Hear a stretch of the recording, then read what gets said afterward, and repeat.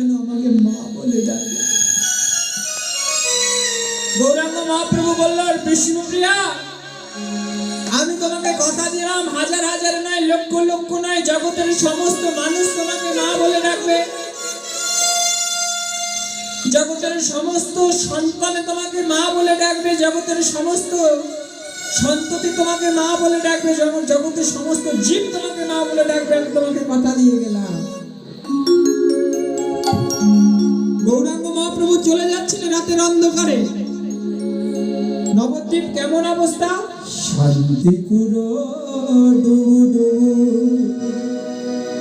নদে ভেসে যায়, নদের দুকুল ভেঙে